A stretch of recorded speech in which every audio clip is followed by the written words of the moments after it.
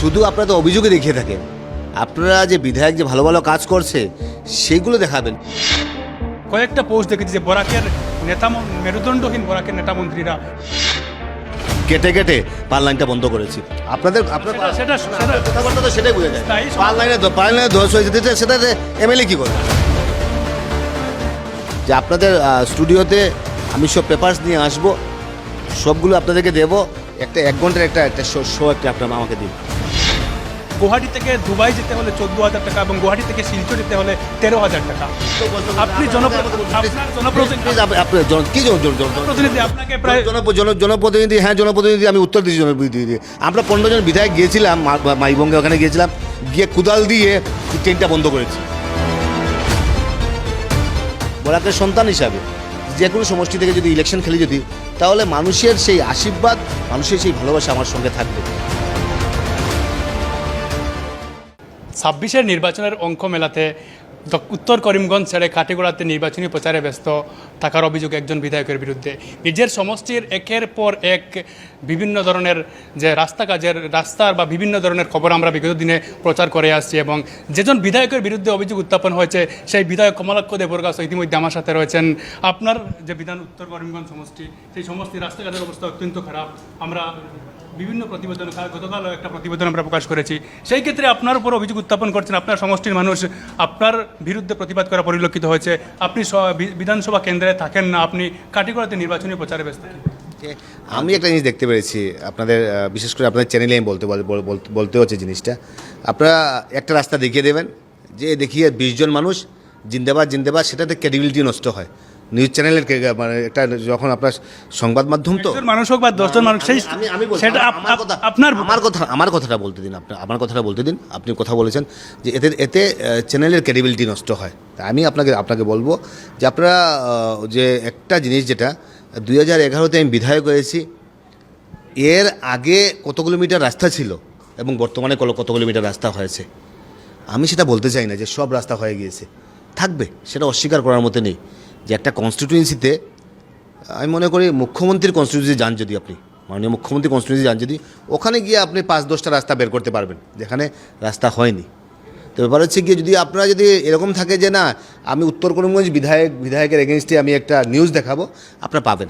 রাস্তা নয়, কিন্তু আমি বলছি, আপনারা বলছেন যে আপনাকে বলতে দিন, না হলে তো প্রবলেমটা হয়ে যাবে। সঙ্গে সঙ্গে যে আমি বলছি যে যদি আপনার দেখাতে হয়, যদি না হলে 150 থেকে 200 রাস্তা দেখাবো, ব্লকের রাস্তা দেখাবো আমি, যেখানে বড় বড় রাস্তা করেছি, যেখানে রাস্তার অবস্থা, ব্রিজ ছিল না, কিছু ছিল না, আজকে একটা পরিবেশ হয়েছে। তাই এরকম রাস্তা হয়নি, আপনার 2-3টা দেখাই দিকে হয়তো বা দেখিয়ে একটা নিউজ দেখাতে পারবেন। সেই নিউজ দেখালে হয়তো বা সেটার গ্রহণযোগ্যতাও কম থাকে। তাই দুটো মিলিয়ে আপনারা দেখান, এক নম্বর কথা। আর যদি বলেন যে আপনারা কাঠিগড়া কনস্টিটিউয়েন্সিতে বা আপনি নর্থ করিমগঞ্জের কথা বলেন, দেখুন শুধু কাঠিগড়া বা নর্থ করিমগঞ্জ না, সমস্ত বরাক ভ্যালিতে আমার একটা অবাধ একটা বিচরণ একটা আছে, সব জায়গায় আমি যাই, সব জায়গায় প্রবলেম হলে যাই। মুখ্যমন্ত্রী বলেছেন যে কাঠিগড়াটা এডিশনাল দেখতে হবে, কাঠিগড়াটা তুমি দেখো, উত্তর করিমগঞ্জে বিধায়ক আছো, তুমি কাঠিগড়াটার সঙ্গে দেখতে হবে।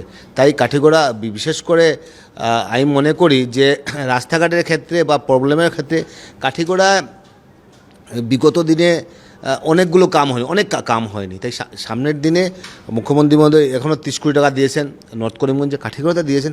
তো সেগুলো কীভাবে স্ট্রিমলাইন করা যায়, কীভাবে কাজ করা যায়, তার জন্য দুদিকেই কাজ চলছে এবং এখানে দায়িত্ব দিয়েছেন। তাই আমি মনে করি কাজ বন্ধ থাকবে না। আরেকটা কথা আমি আপনাকে বলবো, আজ থেকে প্রায় 2 বছর আগে যদি আপনাকে যে কমলাক্ষতে পরাকাস্ত বা আজকের এই কমলাক্ষ পরাকাস্ত, সেই ক্ষেত্রে একটা তফাৎ পরিলক্ষিত হয়েছে। আজকের যে সমস্যা, এই মুহূর্তে যদি বরাক উপত্যকার যে সমস্যা, আজ বরাক উপত্যকা থেকে মানুষ গুয়াহাটিতে আসতে হলে কি যন্ত্রণা বুক করতে হয় সেটা আপনি জানেন। ট্রেনের কানেক্টিভিটি একদিকে রাস্তা, বিভিন্ন সমস্যায় জর্জরিত বরাক উপত্যকা। কিন্তু বিভিন্ন সময় আমরা দেখেছি, বা আজকে সকালে আমি কয়েকটা পোস্ট দেখেছি যে বরাকের মেরুদণ্ডহীন বরাকের নেতা মন্ত্রীরা, এরকমই অভিযোগ উত্থাপন হয়ে আসছে। ঠিক এই অভিযোগ, কিন্তু সেই পরিপ্রেক্ষিতে এই অভিযোগ আপনি অনেক আগে বা গত 2 বছর আগে বিধানসভা থেকে শুরু করে বিভিন্ন সময় আপনি অভিযোগ উত্থাপন করে আসছিলেন, কিন্তু ইতিমধ্যে আপনার কোনো সেরকম প্রতিক্রিয়া পাওয়া যায় না। আপনাদের কথার মধ্যে সেটাই বোঝা যায় যে 2021-এর পর থেকে সেই সমস্যা হয়েছে। এর আগে সমস্যা ছিল না, এর আগে ব্রডগেজও ছিল, এর আগে রাস্তাঘাটও ছিল, এর আগে সব কোনো সমস্যা ছিল না। সমস্যা 21-এর পরে সমস্যাটা হয়েছে। তো ব্যাপারটা হচ্ছে গিয়ে সেই সমস্যাটা আজকের সমস্যা নয়, ব্যাপারটা হচ্ছে গিয়ে যে এই সমস্যাটাকে স্ট্রিমলাইন করার জন্য একটা পরিকল্পনা চলছে। আপনার ফরেস্ট ক্লিয়ারেন্স হয়েছে, আপনার বটগেজ হয়েছে, ধস পড়েছে, বটগেজ ক্লিয়ার করা হচ্ছে, ইস্ট ওয়েস্ট করিডোরের কাজ চলছে, 25,000 কোটি টাকা এক্সপ্রেস হাইওয়ে হচ্ছে, আপনাদের 2টা হচ্ছে, মালুয়াতে একটা হচ্ছে, বদরপুর বাইপাস হচ্ছে, পাঁচগ্রাম বাইপাস হচ্ছে, রাস্তাঘাটের কাজ চলছে, আপনার গেমন সেতুর কাজ চলছে। তো আগের যে সরকারগুলোর যে একটা মানসিকতা ছিল, আগের সরকার যে বরাকের প্রতি যে ওনাদের একটা চিন্তাধারা ছিল, আজকের এই মুখ্যমন্ত্রী থাকাকালীন আমি দেখতে পারলাম যে সেই চিন্তাধারাটা, বরাকের প্রতি যে আন্তরিকতা 100% বৃদ্ধি পেয়েছে। তা আপনি বলবেন যে আপনি তো আগে তো কংগ্রেসে ছিলেন, আপনি অনেক বড় বড় কথা বলতেন, আপনি হয়তো বা আওয়াজ তুলতেন। আমি মনে করি যে আওয়াজ তোলার থেকে সহযোগিতা করে যদি মানুষের কাজ হয়, সেটাতে স্যাটিসফ্যাকশনটা একটু বেশি। তাই আজকের দিনে যেভাবে কাজ চলছে, আমি সেই পুরোনো দিনগুলো আর স্মৃতি দিতে চাই না, যে সময় যে বারবার মুখ্যমন্ত্রীর কাছে গিয়ে যাওয়ার পরও মুখ্যমন্ত্রী বলতেন যে বরাকের মাটি খারাপ, বরাকে বীজ হবে না, বরাকে রাস্তাঘাট হবে না। আজকের দিনে সে কিন্তু সেই কথাগুলো বলছে না। আজকের যে গুয়াহাটি আর বরাকের যে সংযোগ যে বিচ্ছিন্ন রয়েছে, রেল যোগাযোগ বিচ্ছিন্ন, একদিকে রাস্তাঘাট বিচ্ছিন্ন। ইতিমধ্যে আজকের যে খবর আপনি যদি ইতিমধ্যে দেখেন, গুয়াহাটি থেকে দুবাই যেতে হলে 14,000 টাকা এবং গুয়াহাটি থেকে শিলচর যেতে হলে 13,000 টাকা। সেই ক্ষেত্রে যে এই বিমানের যে ভাড়া অতিরিক্ত প্রায় ত্রিগুণ বৃদ্ধি পেয়ে গেছে। আপনাকে তো আমি সেটাই বলছি, যে সেটা কি 21-এর পরে হয়েছে নাকি? সেটা আগে ছিল না। সেটা আগে ছিল কি না সেটা আপনি ভালো জানবেন। আপনি ভালো করে জানেন যে আগে ছিল কি ছিল না। সেই সমস্যাটা আগে আরও ভয়ঙ্কর ছিল। যেভাবে পরিকল্পনামাফিক কাজ চলছে, আপনারা যে এখন যে নিউজ দেখিয়ে থাকেন, কদিন পর আর নিউজ দেখাতে পারবেন না। এই দেখুন বিধায়ক কি করছেন, এই দেখুন কি করছেন। আজকের যে সমস্যা, আমাকে বলতে দিন, বিধায়কের ভালো কাজগুলো দেখাবেন, আপনার বিধায়কের ভালো কাজগুলো দেখাবেন। বিধায়কের যখন একটা ভালো রাস্তা বানাচ্ছে, আমরা সাধারণ জনসাধারণ যারা অভিযোগ করেন, আমরা বরাকের এক এক করে শুধু আপনারা তো অভিযোগে দেখিয়ে থাকেন। আপনারা যে বিধায়ক যে ভালো ভালো কাজ করছে সেইগুলো দেখাবেন। বিধায়ক বাজে কাজ করলে দেখাবেন, বিধায়ক ভালো কাজ করলে দেখাবেন। তাই আপনারা, আমি মনে করি এই যে, আর আমি মনে করি যে আপনাদের স্টুডিওতে আমি সব পেপারস নিয়ে আসবো, সবগুলো আপনাদেরকে দেবো। 1 ঘন্টার একটা শো আপনার আমাকে দিন, এবং আপনাদেরকে আমি বলবো যে কী কী কাজ হবে, কয়দিনের ভিতরে কী হবে। যে বরাক নিয়ে যে মুখ্যমন্ত্রীর যে চিন্তাচর্চা, বরাক নিয়ে আসাম সরকারের যে চিন্তাচর্চা, বরাক কীভাবে এগিয়ে যাচ্ছে, বরাকের চিন্তাচর্চা কীভাবে এগিয়ে যাচ্ছে, মানসিকতা কীভাবে এগিয়ে যাচ্ছে, সে নিয়ে ডিসকাশনের খুব দরকার আছে। তাই আমি মনে করি সামনে পাহাড় লাইনের যে রেল যোগাযোগের ক্ষেত্রে, পাহাড় লাইনের 10 পড়লেই যোগাযোগ বিচ্ছিন্ন, এবং বরাকের বেশিরভাগ মানুষ এই রেলের যোগাযোগ মাধ্যমটাই প্রধান বলে মনে করে। সেই ক্ষেত্রে আপনি যে পার্লামেন্টের 10টা মেন ভ্যালি ব্যাপার হয়েছে। আমরা 15 জন বিধায়ক গিয়ে পার্লামেন্ট 10 এখানে ফেলেছি, কেটে পার্লামেন্টটা বন্ধ করেছি।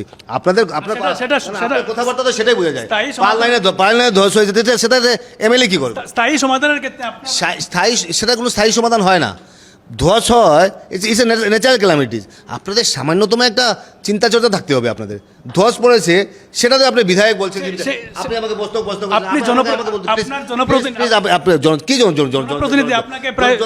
জনপ্রতিনিধি, হ্যাঁ জনপ্রতিনিধি, আমি উত্তর দিচ্ছি জনপ্রতিনিধি।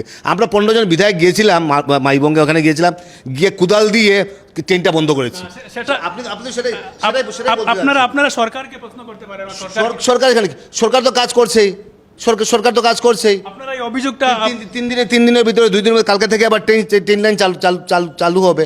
আপনারা আসলে দেয়ার ইজ এ মাইন্ডসেট। আপনার যদি সেই মাইন্ডসেট হয়, তাহলে সেটা দুঃখজনক ব্যাপার। আপনার সেই মাইন্ডসেটটা তৈরি করবেন না। আপনারা পজিটিভলি বলুন যে আপনারা সেটা নিয়ে তো আপনাদের আওয়াজ তোলা কথা ছিল, সেটা নিয়ে আপনারা এখানে আওয়াজ তুলছে না। ধস পড়লো, আমরা কী করবো? ধস পড়লো তো ধস পড়ছে, ন্যাচারাল ক্যালামিটি। সেটা কি বিধায়কের দোষ নাকি? বিধায়কের যেখানে দোষ, সেটাকে একবার বিধায়কের বিধায়কের কাজ কি? বিধানসভায় সেই কথাগুলো বলবে, বিধানসভায় সেই কথাগুলো তুলে ধরবেন। আপনি প্রশ্ন করতে পারেন যে আপনি বিধানসভায় কেন কথা বলতে বলছেন না। আমি বলবো যে বিধানসভায় আমি যখন কংগ্রেসে ছিলাম তখনও বিধানসভায় বলেছি, এবারও 5-6টা ইস্যু নিয়ে আমি বলেছি, এবারও এই ইস্যু নিয়ে আমি বলবো। আগস্টে আমাদের বিধানসভা আছে। তাই আমি মনে করি আমার কোনো মানসিকতার কোনো পরিবর্তন হয়নি। এবং আমি এখনও বলছি যে আগে আমার টাইমলাইনে যাবেন, আমার ফেসবুকে যাবেন, গিয়ে দেখবেন, ওখানে দেখবেন যে আমার আগে কী পোস্ট ছিল এবং বর্তমানে আমার কী পোস্ট, আমার মানসিকতার কোনো পরিবর্তন হয় না। আমি ধন্যবাদ জানাই মাননীয় মুখ্যমন্ত্রীকে, আমি ধন্যবাদ জানাই সরকারকে, সরকারের মানসিকতা, সরকারের চিন্তা চর্চা, এবং আমি মনে করি একজন পজিটিভ মুখ্যমন্ত্রী, পজিটিভ চিন্তা চর্চা থাকা একজন মুখ্যমন্ত্রীর সঙ্গে যদি আপনি কাজ করতে পারেন না যদি, তাহলে আমি হয়তো বা আসামের আর বিকাশ কোনোদিন হবে না। তাই এই মুখ্যমন্ত্রীর সঙ্গে যদি কাজ করেন যদি, তাহলে আসামের বিকাশ হবে, সমষ্টির বিকাশ হবে, মানুষের বিকাশ হবে, এবং আসামকে আমি মনে করি একটা গঠনমূলক জায়গায় গিয়ে ভারতবর্ষের বুকে একটা